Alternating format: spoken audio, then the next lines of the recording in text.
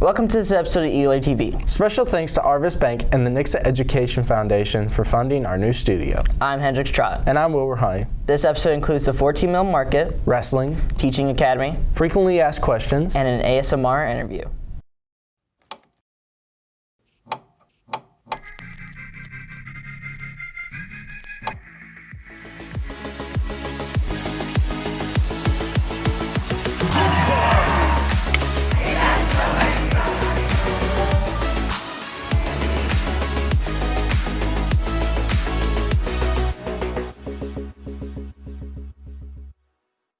The 14-mil market is an up-and-coming place in Nixa. Zoe Walker takes us there. 14-mil market is an up-and-coming place in Nixa. Rich Callahan is the owner of the market.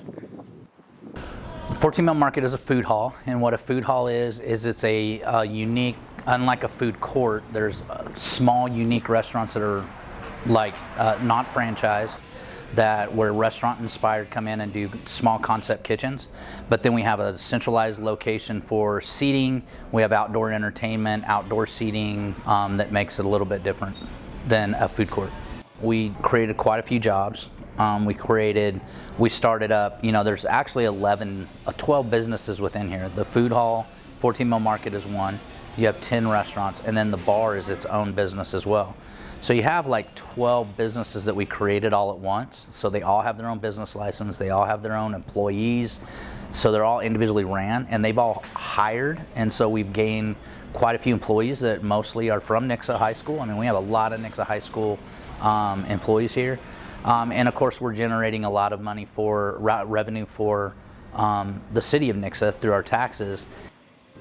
Olivia Cochran is an employee at Lindsay's Kitchen and Nacho Ordinary Taco. I chose to work at the mill because they had multiple places that were offering jobs since they were brand new, and I needed a first job that didn't need too much experience under my belt, and I was looking to get my own payments so I could start doing my own stuff and not having to let my mom pay for everything and also work towards college. I really enjoy it because instead of having to get along with maybe 10 or so people, you have all the vendors in the building, so you can make more friends, more co-workers, and we all just work along together. I would say what makes the mill different from other places nearby in Nixa is the variety inside. Again, there's multiple vendors, so there's multiple different food choices. We now have a Korean barbecue restaurant open. There's also ice cream. So anyone, like a family, can come and bring their kids, and they'll have dessert and they can have dinner together. So it's a nice place to bond, and we have multiple activities at night.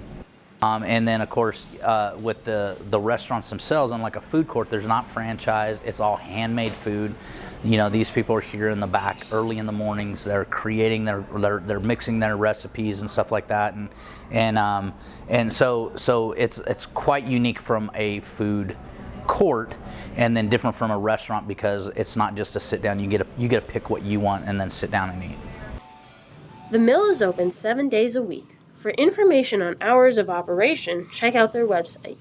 For EagleAir TV, this is Zoe Walker reporting. The wrestling season has been off to a great start. Shelby Hicks tells us more. Nixa girls wrestling team is working hard to get to nationals. Senior Taylor Dortilia has a favorite move. I do this thing, it's called like a cobra. It's like I put my hand here and here, and I just like turn them from like a front headlock position, and it works pretty well. Coach Dustin Martin speaks highly of his girls wrestling team. A good year. Our girls team is ranked #1 in the state of Missouri, and they're having a great year. We've got 12 girls ranked in the state and 3 girls ranked in the country. Sophomore Ava Hansen shares her struggles with us this year. I got injured at the beginning of my season. I tore my UCL and my flexor tendon. My season hasn't gone that well, but I'm starting up soon. I just got cleared, so I should be able to wrestle for districts. Hopefully make it to state like I did last year. It's very entertaining to watch wrestling, and a lot of people don't even know that because they don't come and try to watch. So I think more people should really, like in years future when we have home things, like come out and support more, because we don't get really any student support. Lots of parents, but that's about it. For EagleAir TV, this is Shelby Hicks reporting. If you're still wondering how scheduling works, Hannah Sheeman and Jenna Campbell have the answers. With all that goes on here at Nixa High School, things can get pretty confusing. We asked seniors Sadie Conway and administrative assistant Nikki Link to clear some things up for us.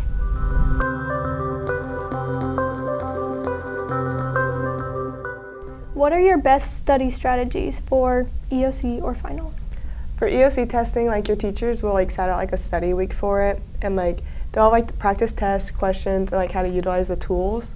And you'll do those in class, but they'll also give you like extra ones. So I would just say like keep redoing those because the questions are very similar. And then for finals, I would like take all the study guides from like the previous units and stuff and start studying those because it is a lot of like repeat questions from those tests. How does scheduling work for next year? So they call it arena scheduling, and they have like a set day for it. It's usually like the last week of school, and it goes by grade and by attendance. So all like the juniors will go first, and then they'll start like calling like 15 names who have the best attendance first and take them back, and they'll set them with a teacher who's doing scheduling. It'll be a counselor, a teacher, anyone really, and they'll make your schedule for you, and then when you're done, you're free to leave.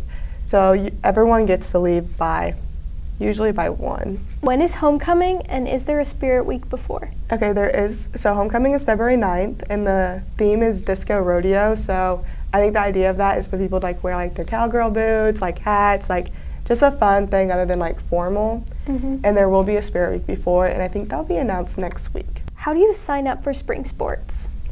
Okay, for spring sports, there's outside of all the locker rooms, the coaches will have like when tryouts are and stuff like that.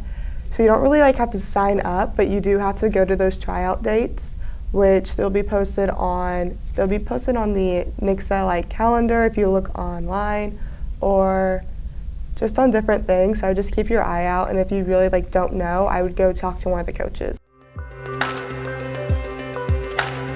How many students are in the freshman class? There are, the last time I checked, which was just this morning, 533 freshmen we currently have at the high school. When is spring break? Spring break is March 11th through the 15th, so Monday through Friday. When is the last day of school? The last day of school is May 24th, and it's a half day. Thanks for watching. With EagleAir, I'm Hannah Sheeman. And I'm Jenna Campbell.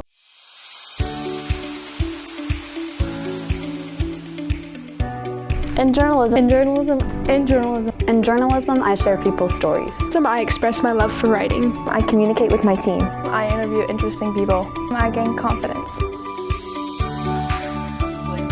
In journalism, I'm executive producer. I'm the head anchor. I'm the production director. I'm the news director. I'm an anchor.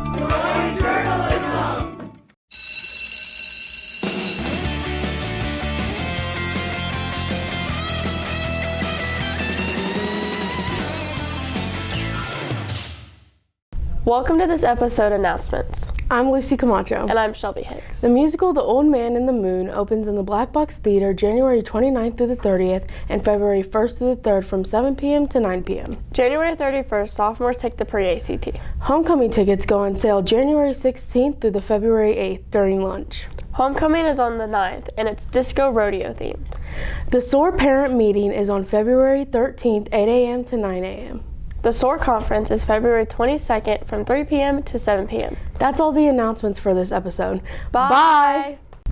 Thank you for tuning in to this episode of EagleAir TV. Check out our Instagram page for more news, and check out the Nixa Journalism website for more content. Be sure to stay safe, and you matter. We'll see you next time.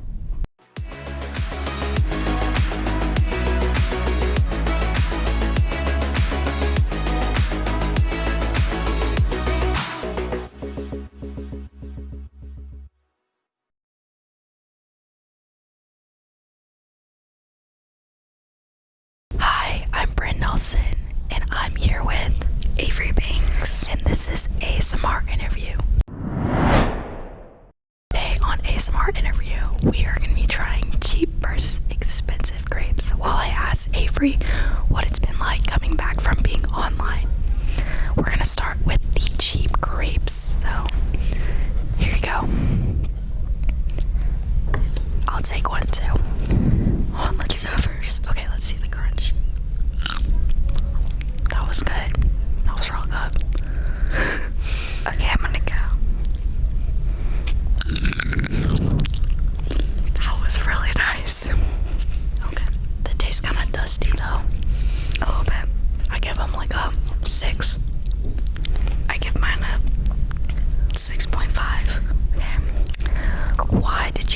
online, Avery. I struggle a lot with anxiety. Yeah. So I think the biggest thing for me going online was keeping up with schoolwork, getting it in on time, and then it slowed down my grades. It made me fail a couple classes, and showing up every day was a big part of. Yes. It was draining. Why did you come back from being online?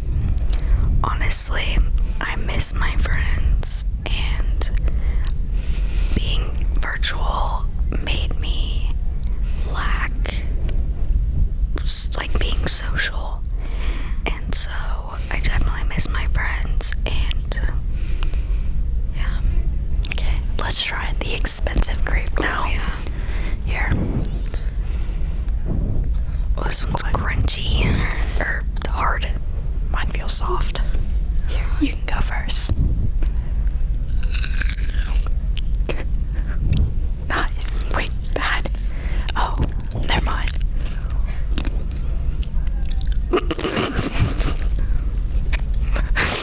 There was nothing there. That was awful. Those were $15 grapes. They were $15 grapes. Mine was pretty bad. That's a lot for grapes. That was bad. I give mine a 2.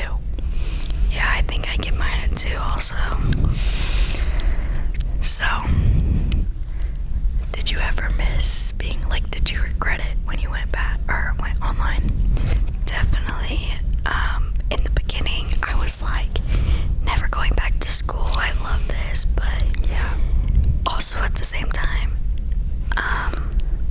like, it's really hard to transfer from my whole life going in person to being virtual.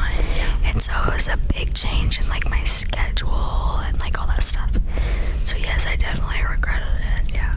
Do you think you would ever go back to being online? Absolutely not. Absolutely not.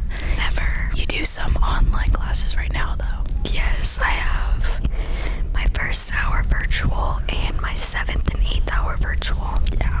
I have my first hour virtual and it makes a big difference. Yes, it's the best thing anybody could ever do. It's so much nicer not having to wake up so early. I wake up at like 7:30. Yeah. And a lot of people do